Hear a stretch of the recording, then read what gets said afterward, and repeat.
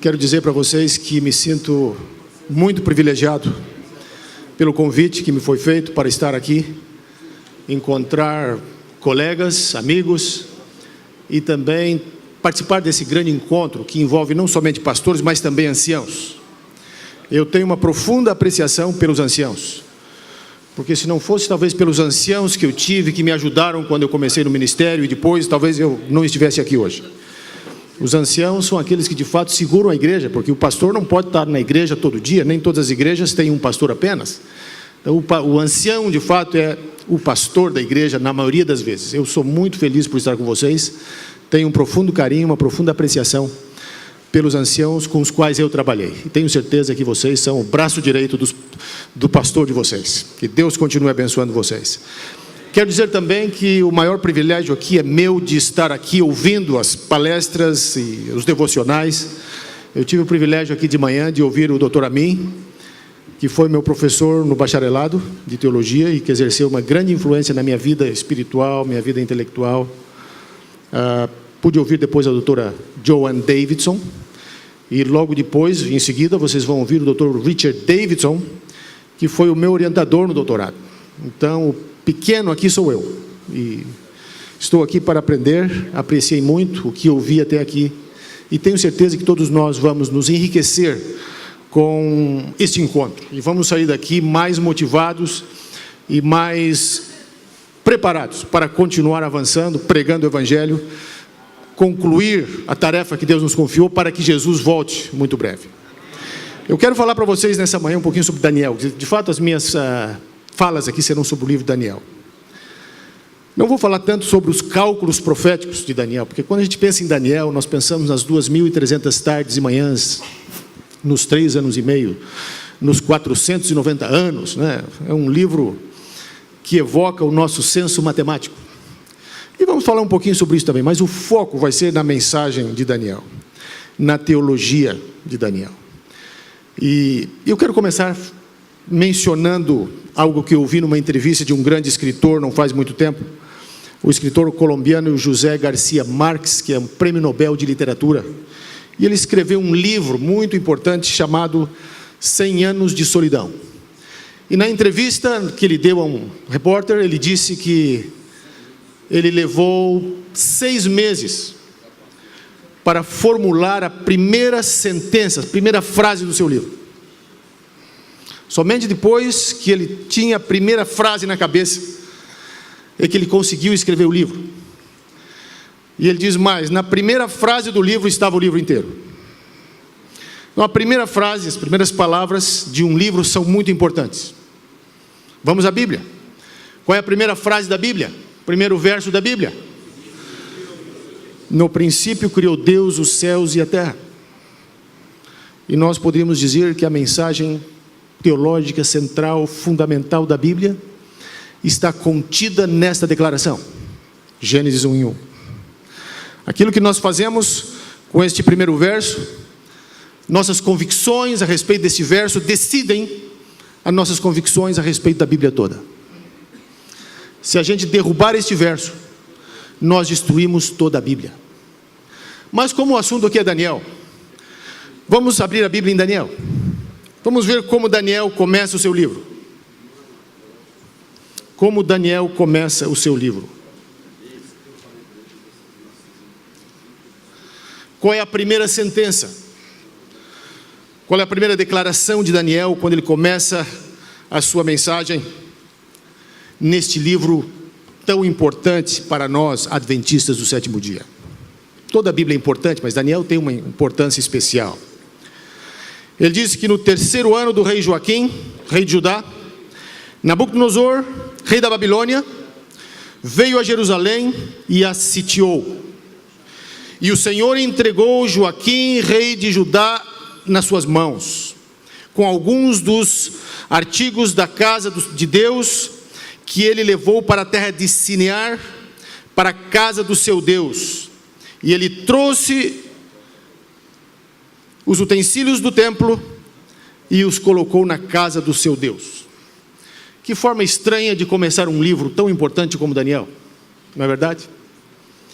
Daniel começa o livro falando não de vitória, mas de derrota.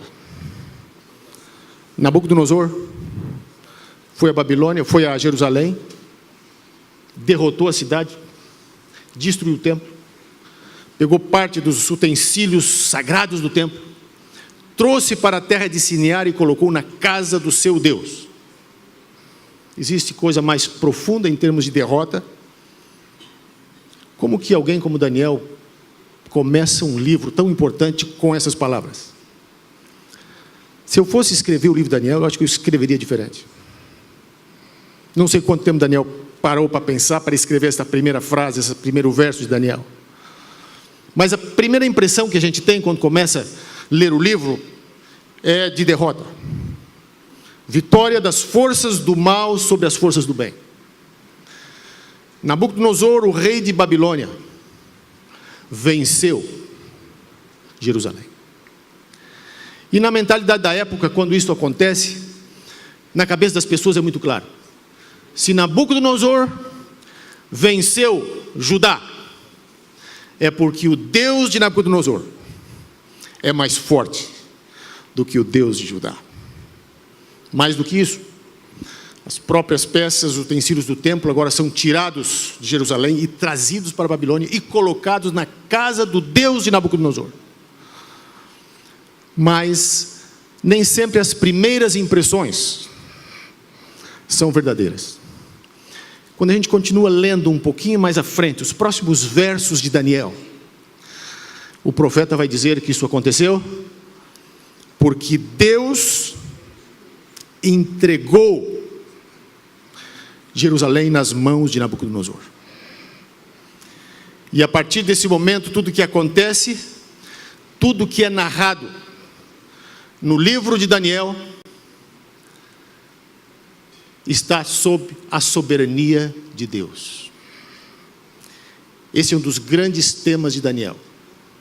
Nada acontece sem que Deus esteja ativamente envolvido na história humana, na história pessoal dos indivíduos, que nós vamos ver na experiência de Daniel, dos companheiros, e também na história universal. Assim, o primeiro capítulo de Daniel é uma espécie de abertura, de introdução ao livro todo. Alguns dos temas que vão ser desenvolvidos mais tarde em Daniel, como o tema do templo, do santuário, já aparece aí nos primeiros versos. O tema da soberania de Deus, que vai ser tão desenvolvido no esquema profético de Daniel.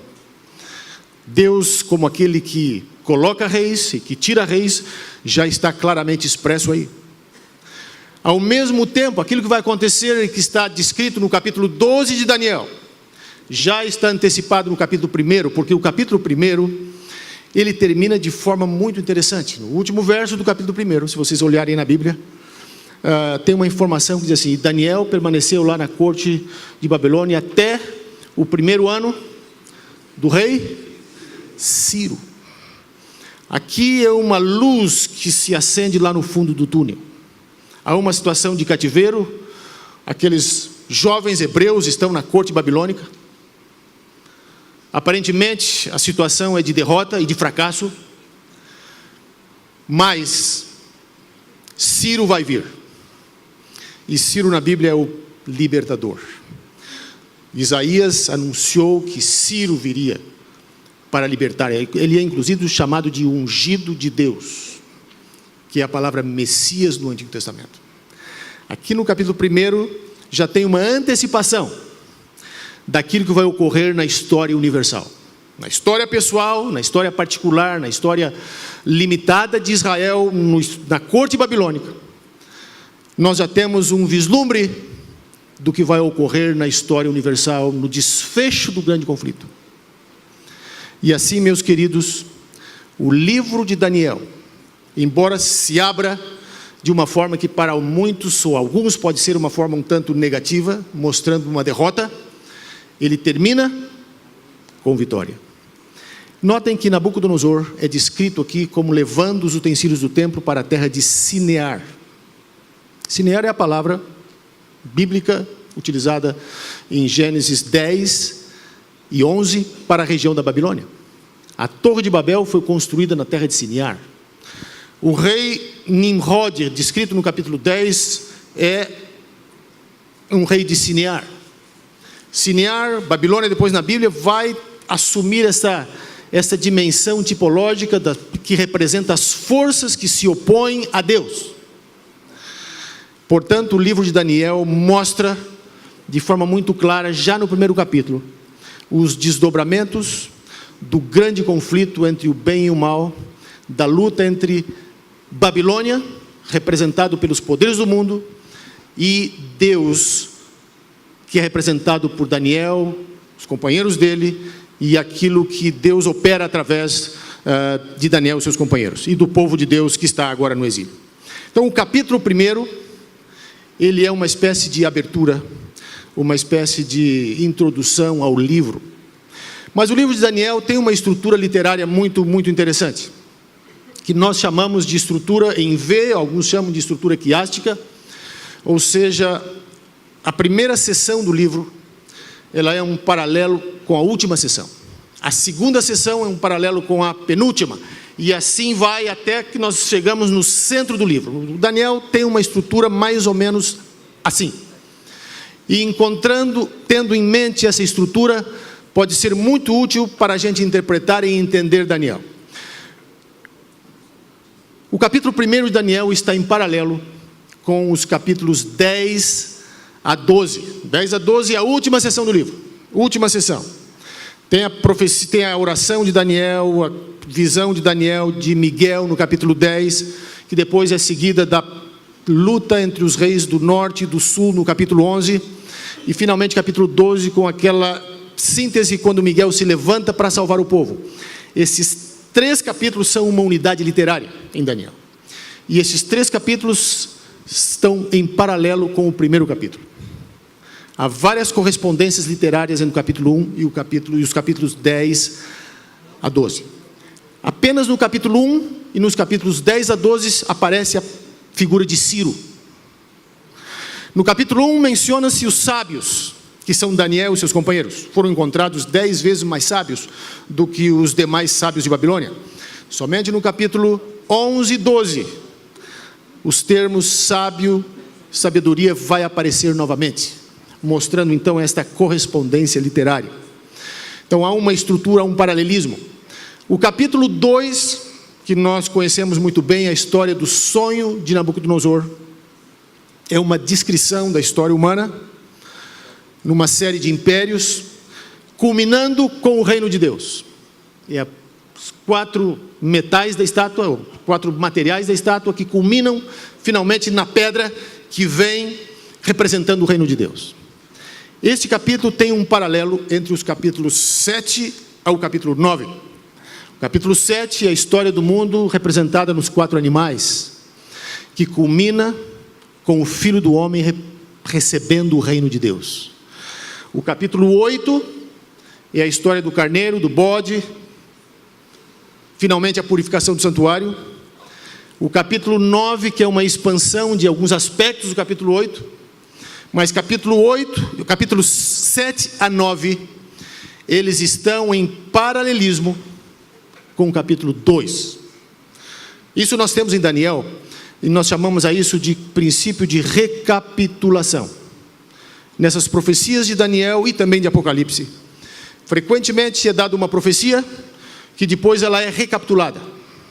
Nessa recapitulação, novos elementos são acrescentados, mas basicamente o esboço, a estrutura literária, o esboço histórico é o mesmo. Um reforça, um enfatiza o outro. Vamos ao próximo capítulo, capítulo 3 de Daniel. O que está escrito? Qual é a história do capítulo 3 de Daniel? Capítulo 3 é a história da estátua de ouro, a história da fornalha de fogo ardente. É uma história de libertação, em que Deus manifesta o seu poder, libertando os companheiros de Daniel da fornalha de fogo. Em paralelo com o capítulo 3, está o capítulo... Qual é o próximo capítulo? 6. O que acontece no capítulo 6? a libertação, o salvamento de Daniel da cova dos leões. Então, exatamente em paralelo. A diferença é que no capítulo 3, os personagens envolvidos são os companheiros de Daniel. No capítulo 6, é o Daniel mesmo, é o próprio Daniel. E nesses 2 capítulos, então, Deus está demonstrando o seu poder de intervir em determinadas situações e realizar um milagre. E agora o que sobra? O que está no centro dessa sequência de sessões de Daniel? Os capítulos 4 e 5. Qual é a história do capítulo 4? A história de Nabucodonosor. Nabucodonosor, em algum momento, ele olhou para a Babilônia, ele achou, veja que grande cidade eu vou construir. Se encheu de orgulho, se encheu de vaidade, e nesse processo, ele perdeu o reino. Deus tirou o reino de Nabucodonosor. De forma temporária, depois ele voltou ao poder, mas, de qualquer maneira, no capítulo 4, fica muito claro que quem põe reis, quem tira reis, é o Deus do universo. O que acontece no capítulo 5? Qual é a história do capítulo 5?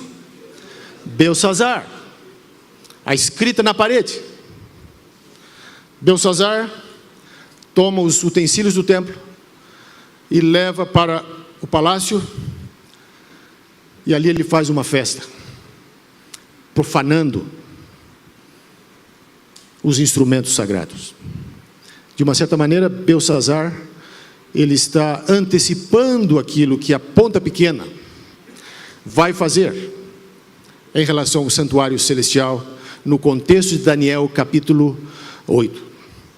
Mas nos capítulos 4 e 5, Deus tira o reino desses reis pagãos. No capítulo 5, então, em consequência da profanação, em consequência do fato de que Belsazar se recusa a reconhecer o Deus verdadeiro, vai mais além do que o seu antepassado, Nabucodonosor, profana os instrumentos, os utensílios do templo, para mostrar a sua superioridade. Agora, naquela noite em que havia festa ali em Babilônia, o que aconteceu?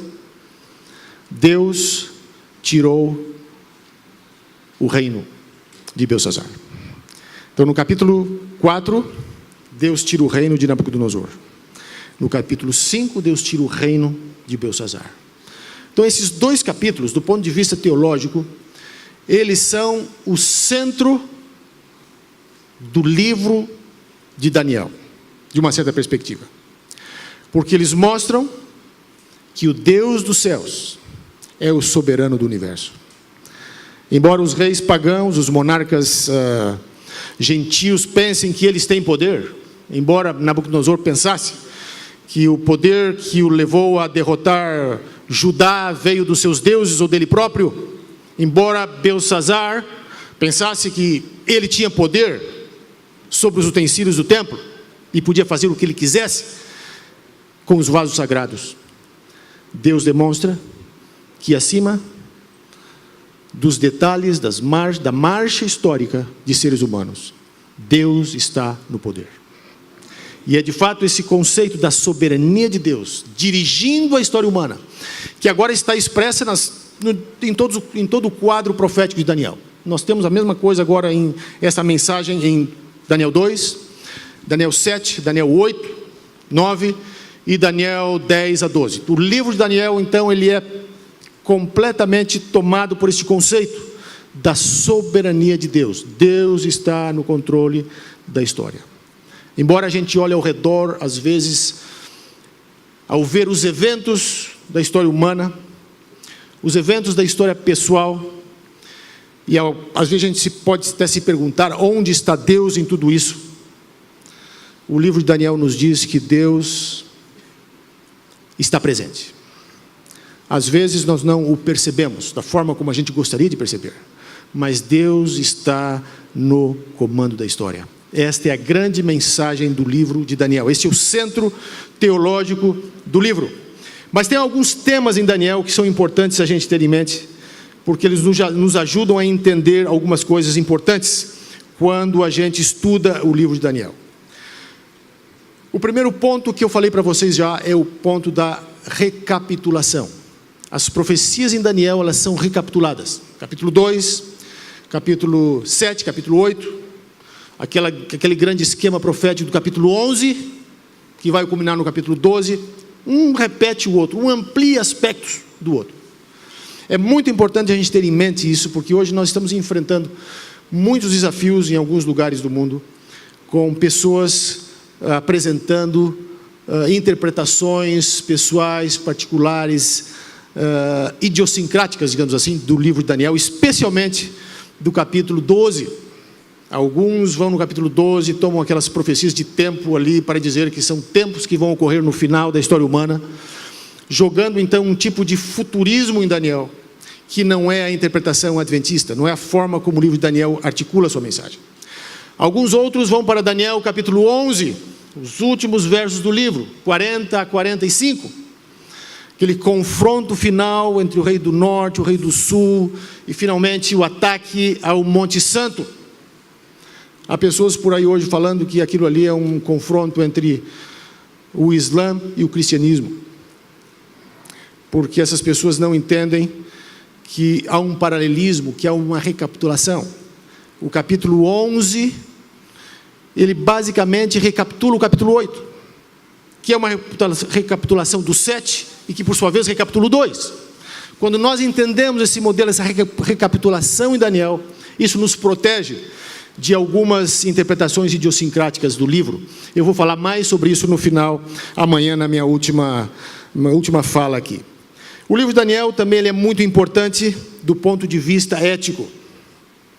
Existe toda uma ética no livro de Daniel, começando com a experiência de Daniel e os seus companheiros, e à medida em que a gente prossegue no livro, a gente percebe que uma das coisas que caracterizam o povo de Deus, aquilo que determina quem é sábio e quem não é, de acordo com Daniel, está muito relacionado com a conduta, a forma como a pessoa se comporta, a forma como a pessoa reage diante dos desafios e das dificuldades da vida.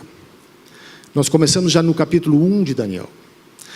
E vemos ali como Daniel e os seus companheiros se recusam a se ajustar às normas que Nabucodonosor queria impor sobre eles.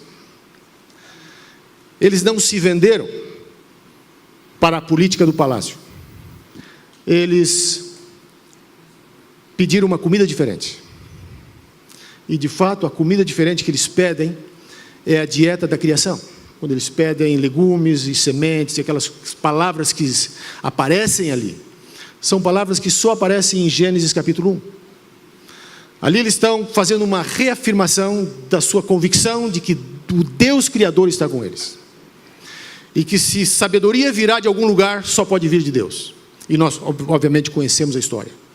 Mas eles demonstram, em todos os seus momentos de provação, de que os princípios estão acima das conveniências.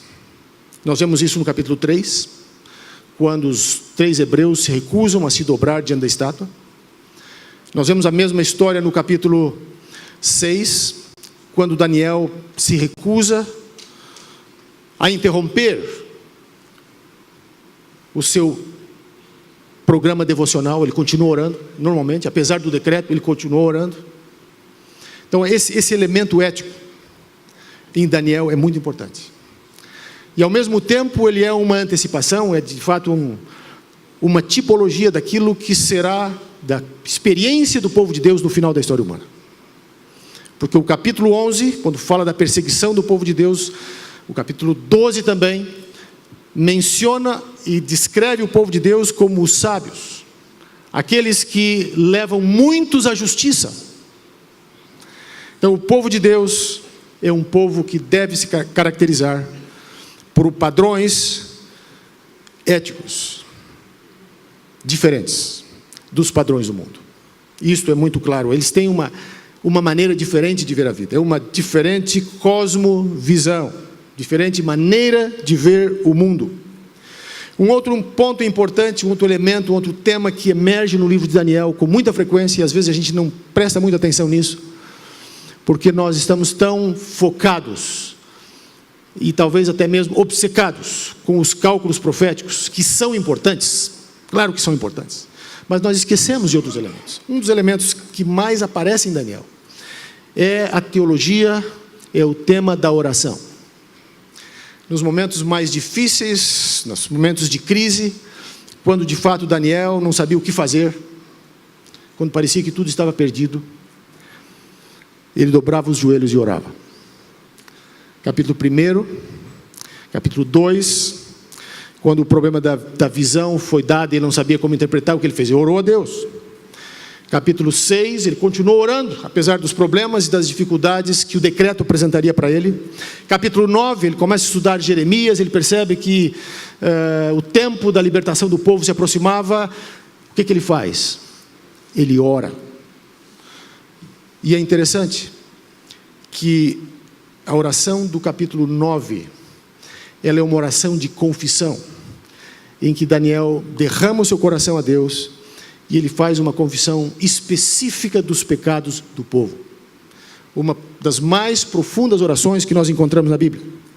O mesmo nós vemos no capítulo 10, quando novamente, lá no rio, Daniel está jejuando ali por 3 semanas, e obviamente ele está jejuando, ele está orando, ele está clamando a Deus pelas dificuldades que o povo está passando agora, aqueles primeira leva de exilados que voltaram para Jerusalém, já estavam enfrentando problemas. Daniel está ali orando.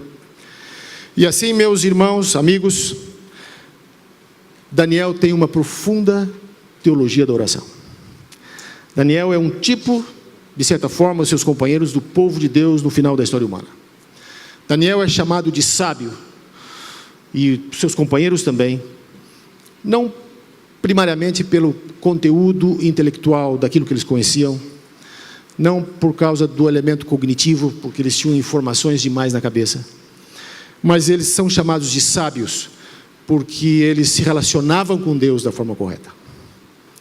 E nós podemos ter certeza que os sábios que são descritos no capítulo 11 e também no capítulo 12, os sábios que representam o povo de Deus na história final, na etapa final da história humana, são sábios.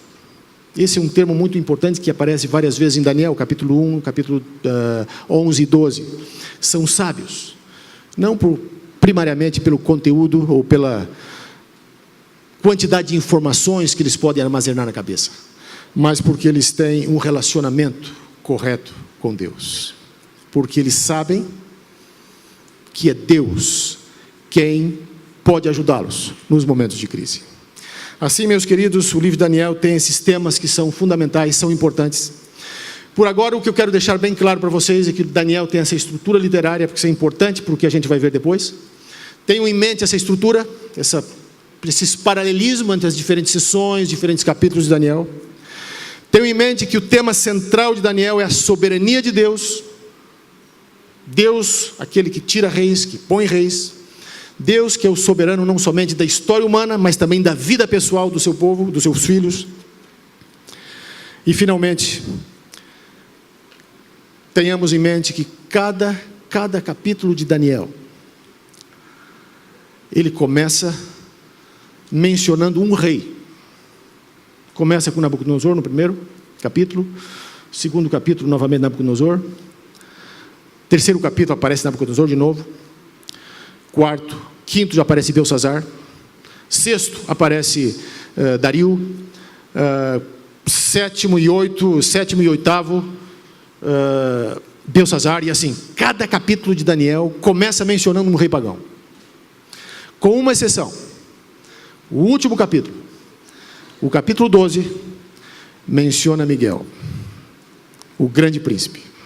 Agora não é mais um rei pagão, mas é o príncipe, é o Messias, é Jesus Cristo que se levanta no final do livro para redimir e para salvar o seu povo. Então o livro de Daniel termina num momento climático, quando Miguel se levanta para libertar o povo de Deus. E o que Miguel faz no capítulo 12 é extraordinário. Porque o capítulo 12 é o capítulo que fala da vitória final do povo de Deus. É o capítulo em que aqueles 2 seres angelicais estão ali às margens do rio, jurando e pronunciando oráculos proféticos. A palavra rio, que aparece no capítulo 12, é a mesma palavra hebraica usada para o rio Nilo. E Eor, não é que eles estejam no Nilo, literalmente, mas usa-se a palavra Nilo, porque ali nós temos uma evocação do Êxodo. A vitória final do povo de Deus sobre as forças do mal é como um novo Êxodo. Agora, aquilo que Deus fez pelo Egito, por Israel no Egito, tirando das garras do faraó, Deus vai fazer agora pelo seu povo, quando Miguel vai tirá-lo das garras de Satanás e do inferno. E é por isso que o livro fala sobre a ressurreição, fala sobre a redenção final do povo. E Daniel recebe ali no final a promessa de que ele ia dormir, mas que ele acordaria de novo, ele se levantaria. E aqueles que são sábios, aqueles que servem a Deus, o texto diz que estes vão também ressuscitar e vão brilhar como as estrelas do firmamento. Então, o que Miguel faz pelo povo é tirá-lo do pó e levá-lo para as estrelas. É isso que Miguel oferece. Há uma história na Segunda Guerra Mundial em que um soldado de infantaria, ele estava, depois de uma batalha muito árdua, ele olhou ao seu redor e ele só via seus colegas soldados sem braços, sem mão, gente morta, gente gemendo de dor. E ele pensou assim: nós perdemos essa batalha. Mas naquele mesmo momento, um piloto de reconhecimento que voava alto, ele estava olhando todo o campo e ele estava mandando uma mensagem para o comandante dizendo: comandante, nós vamos vencer essa batalha. Qual a diferença? A diferença é que o soldado de infantaria só conseguia ver de baixo. O piloto via de cima. O livro de Daniel é um livro que nos dá a perspectiva de cima. Alguém que está lá em cima está dizendo: nós vamos vencer esta guerra. Amém.